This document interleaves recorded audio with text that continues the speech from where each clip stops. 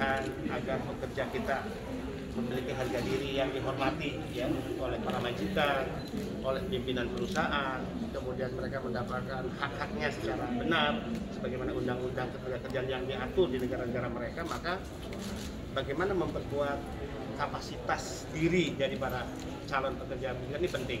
Pendidikan dan pelatihan, bagaimana mereka memiliki keahlian dan keterampilan di sektor pekerjaan yang mereka pilih, kemampuan berbahasa asing yang baik, itu kan penting ya.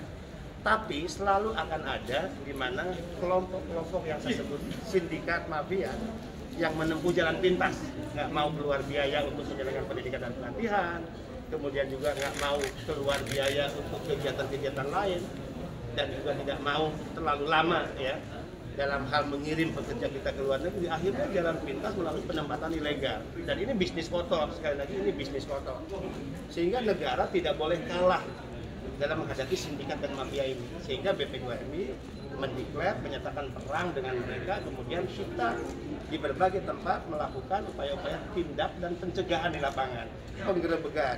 Selama 1 tahun ini, ya, selama saya memimpin sudah 23 kali penggerebekan dan kurang lebih hampir 780 calon pekerja yang kita selamatkan. Dan tentu proses hukumnya kita dorong ke Bareskrim Polri. Jadi negara harus hadir dengan kehadiran tadi, melakukan aksi-aksi nyata ya, pencegahan, tapi juga kita ingin hukum benar-benar bekerja. Jadi kita dorong hukum bekerja agar ada efek jerah.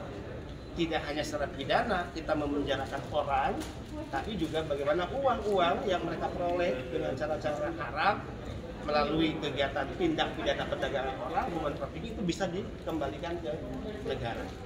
Hari ini saya akan melakukan konferensi pers ya, hasil kegiatan yang dilakukan di Jawa Barat ya, di Cirebon ada 5 diselamatkan, tapi ternyata ada dokumen yang ditemukan 3 koper di mana si pelaku, si calo ini ternyata telah memberangkatkan kurang lebih 500 orang.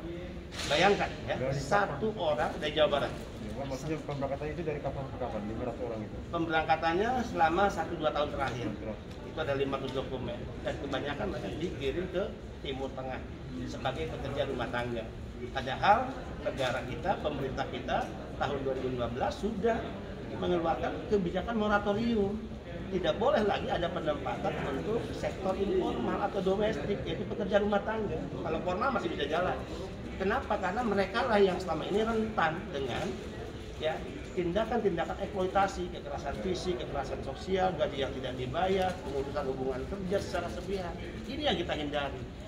Ya, kita tidak ingin anak-anak bangsa ini menjadi korban yang diperjualbelikan seperti barang, seperti hewan, nggak boleh. Sementara si para pelaku ya tersenyum, tertawa, berpesta, mengambil keuntungan yang tidak hanya sedikit, sangat besar. Pak, mungkin yang kemarin itu bagaimana upaya penangkapannya kemarin? Yang kemarin di Cirebon itu dilakukan oleh UPT BP2MI Jawa Barat bekerjasama dengan Polres setempat. 5 orang yang hampir diberangkatkan, yang sudah kita selamatkan, yang sedang dikejar. Per hari ini saya ingin dapat informasi apakah pelakunya sudah ditangkap atau belum ya. Pak, mungkin secara umum selama ini sepekan ini modus operandi yang sering dilakukan oleh para mafia ini seperti apa? Ya, pertama mereka dengan kaki tangannya yang calo turun ke desa-desa. Karena masyarakat awam secara informasi ya tidak tahu lapangan kerja ada di negara mana, bagaimana mereka bisa berangkat untuk bekerja ya.